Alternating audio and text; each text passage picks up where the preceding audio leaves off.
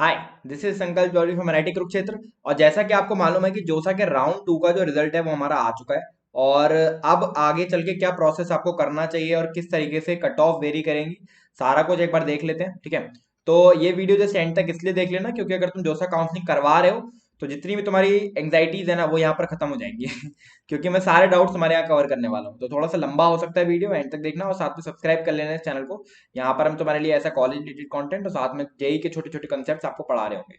तो जोसा का राउंड टू का रिजल्ट आपका आ चुका है। ठीक है, और मैं आपको जितना मेरे काउंसलिंग प्रोग्राम से मुझे मालूम पड़ा है तो इसमें राउंड वन जैसी ही कट ऑफ्स आपको देखने को मिली है, कोई डिफरेंस इसमें नहीं है। ठीक है, खास डिफरेंस कोई नहीं आया है। साथ में एक चीज और देखने को मिली है कि सिविल, मैकेनिकल, इलेक्ट्रिकल इन तीन में यार अच्छा खासा जंप आया है। ठीक है, तो अगर ये किसी कॉलेजेस के अंदर तुम ये ब्रांचेस एम कर रहे हो ना तो काफी बढ़िया तुम लोग को ब्रांचेस मिल रही होंगी, क्योंकि इस समय बच्चे एक बहुत बड़ी बेवकूफी कर रहे हैं, वो है कि सीएसआईटी के पीछे अंधा भागना। ठीक है, अब ये मेरे एंड से बेवकूफी है क्योंकि अगर आप मान लीजिए आईआईटी गुवाहाटी के अंदर अगर आप सिविल लेते हो और आईआईटी जम्मू के अंदर सीएस लेते हो तो ऑब्वियसली सिविल आईआईटी गुवाहाटी के अंदर आपको ज्यादा कंपनी मिल रही होंगी क्योंकि वो कॉलेज बेटर है। तो ये चीज बच्चे नहीं देख पा रहे हैं, कोई दिक्कत नहीं है हमें। तो अब आगे चल के आपको क्या प्रोसेस करना है, देखो जिन बच्चों को सीट पहले मिल गई थी, ठीक है, उनको तो उन्होंने तो अपने डॉक्यूमेंट सबमिट कर दिए होंगे, वेरिफिकेशन करा दिया होगा। इसमें आपको कुछ भी नहीं करना है, कुछ भी नहीं करना है। ठीक है, खाली बैठना है, बस खाली बैठ के तमाशा देखना है। साथ में आपको यहाँ पर तीन बटन अभी भी चूज करने के लिए आएंगे, फ्लोट, स्लाइड और क्या, फ्रीज। तो मैं आपसे वैसे इस समय फ्रीज करने के लिए बिल्कुल नहीं बोलूंगा अगर आपने राउंड वन में फ्लोट करा है तो, क्योंकि इसका रीजन बताता हूं मैं। आप फ्रीज उसी केस में कीजिए जब आपको लग रहा है कि आपसे जो ऊपर वाले चॉइसेस हैं वो आपको बिल्कुल नहीं चाहिए। मेरे वर्ड ध्यान से सुनना, आपको फ्रीज उस केस में करना है जिस केस में आपको ये लगता है कि आपको उससे ऊपर वाले जो चॉइसेस है वो आपको बिल्कुल नहीं चाहिए। ये मत सोचिए कि मिलेगी कि नहीं मिलेगी। ठीक है, ये नहीं कि ऊपर वाली चॉइस मिलेंगी नहीं इसलिए मैं फ्रीज कर दूं, ये कोई सेंस नहीं है। ठीक है, साथ में अगर आपको लगता है कि भैया मेरे को इसी कॉलेज में जाना है तो आप स्लाइड कर दीजिए। स्लाइड मतलब आपका कॉलेज सेम रहने वाला है, जिस ब्रांच चेंज होने वाली है। और उसी केस में ब्रांच चेंज होती है जिस केस में आपने वो ब्रांचेस अपनी जो आपको प्रेफरेंस मिली, जो आपको मिली है चॉइस, उससे ऊपर भर रखी है। साथ में फ्लोट की बात करेंगे तो फ्लोट तो आपको मालूम ही है, आप अगर ऊपर का चॉइस मिल जाता है तो ठीक है, अगर नहीं मिलता तो आपके पास वाली प्रेफरेंस रहने वाली है। साथ में जिन लोगों ने अभी तक सीट जिनको पहली बार मिली है उनका डॉक्यूमेंट वेरिफिकेशन होना है और फीस जमा होनी है। मैं आपसे डॉक्यूमेंट वेरिफिकेशन में तो आपका नॉमिनल से डॉक्यूमेंट लगने हैं, कुछ क्वेरी वगैरह आती है तो वो आप चेक करते रहना। मतलब डॉक्यूमेंट में कोई गड़बड़ होती है अगर तो फिर वो क्वेरी आ जाती है, वो आपको चेक करते रहना पड़ेगा। साथ में फीस की अगर हम बात करेंगे तो मैं आपसे एक चीज प्रेफर करना चाहूंगा कि फीस जो है वो आप जमा करना अगर तो फिर आप नेट बैंकिंग से जमा करना, क्रेडिट कार्ड या डेबिट कार्ड का यूज मत करना क्योंकि वो थोड़ा सा फंस जाता है। ठीक है, अब डिस्कस कर लेते हैं कि भैया आगे की क्या स्ट्रैटेजी होनी चाहिए भैया हमारी, मतलब क्या करना है। देखो सबसे पहले तो मैं करना तो कुछ नहीं है, ठीक है, तो मैंने एंग्जाइटी कम करने के लिए थोड़ा सा बता देते हैं, करना तो मैं कुछ भी नहीं है। राउंड टू से लेके राउंड सिक्स तक तुम्हें केवल खाली बैठना है। ठीक है, और आईआईटी वालों को राउंड फाइव तक, क्योंकि उनका 5 राउंड तक ही होता है। ठीक है, तुम्हें खाली बैठना है और देखना है तुम्हें कैसी अलॉट होती है। ठीक है, अब देखो एक बात तुम्हें यहाँ पे समझ के चलनी है कि जो सिविल, मैकेनिकल, इलेक्ट्रिकल, प्रोडक्शन और बायोटेक और टेक्सटाइल, ये सब जो ब्रांचेज है ना, इनका कट ऑफ यार बहुत शॉकिंगली बहुत नीचे जा रहा है। ठीक है, तो जैसे मान लिया अगर आप एनआईटी पटना के सिविल की बात करेंगे ना तो वो जनरल कैंडिडेट के लिए जो राउंड सिक्स में पिछली बार शायद 42,000 पे बंद हुई थी, इस बार राउंड वन में 38,000 से शुरू हुई है।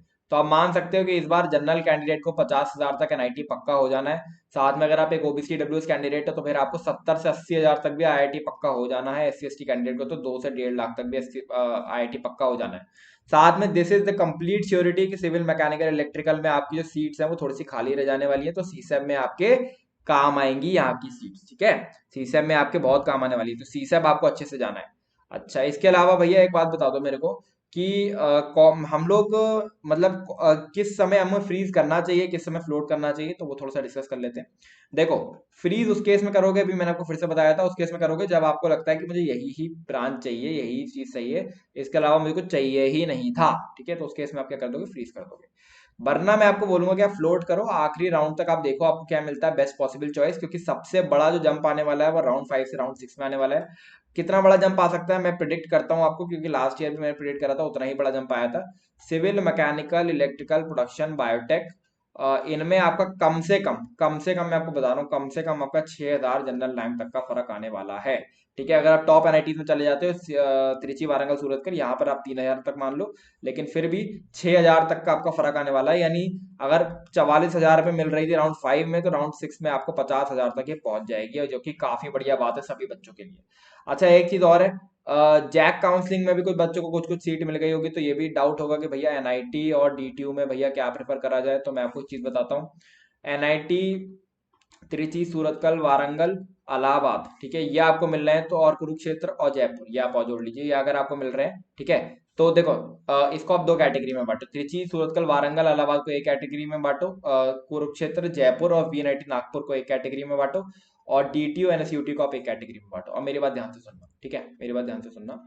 आपको फर्स्ट कैटेगरी में कुछ भी मिल रहा है, ठीक है, त्रिची, सूरतकल, वारंगल, इलाहाबाद में कुछ भी मिल रहा है, आंख बंद करके आप ले लोगे, कोई दिक्कत नहीं है। अब आपको सेकंड और थर्ड कैटेगरी में ब्रांच को प्रेफर करना है, ठीक है। अगर आपको मान ली कुरुक्षेत्र, जयपुर या नागपुर में मिल रही है सीएसआईटी और डीटीयू में सिविल, तो फिर कुरुक्षेत्र प्रेफर करेंगे आप। अगर आपको डीटीयू में सीएसआईटी कुछ मिल रही है, तो फिर आप सेकंड प्रेफर करेंगे, मतलब डीटीयू प्रेफर करेंगे।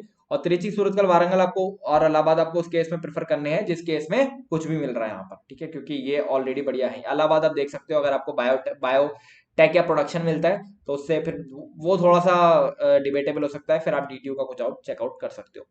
अच्छा, इसके अलावा भैया आईपीयू की काउंसलिंग वगैरह करा रहे हैं हम लोग, तो उस केस में बोलूंगा कि अगर आपको एनआईटी में सीट मिल गई है, तो उसकी तरफ भागने की कोई जरूरत नहीं है, ठीक है। आप एक चीज अब समझ के चलो, मैं आपसे बात बताता हूँ, सिविल, मैकेनिकल, इलेक्ट्रिकल, अगर आप मुझसे कोई भी बच्चे सोच रहे हो कि ये ब्रांचेस लेने के बाद हमारा प्लेसमेंट नहीं होता है या ऐसा कोई सीन है, मैं खुद सिविल से हूँ, मैं आपको एक चीज बताता हूँ, मैं आपको एक चीज बताता हूँ, हमारे कॉलेज का स्टैट बताता हूँ मैं तुम्हें। हमारे कॉलेज में सिविल, मैकेनिकल, इलेक्ट्रिकल अभी आपको वेबसाइट पर अपडेट हो जाएगा, आप देख भी लेना, ठीक है। सिविल में हमारा एवरेज पैकेज 8 एलपीए का गया हुआ है, और मीडियम पैकेज 8.65 एलपीए का गया हुआ है, हाईएस्ट पैकेज 40 एलपीए का गया हुआ है, ठीक है। मैकेनिकल की अगर हम बात करेंगे, 8.25 एलपीए गया हुआ है, प्रोडक्शन भी इसी में जोड़ लो अगर आप, तो प्रोडक्शन का 8.8 एलपीए गया हुआ है।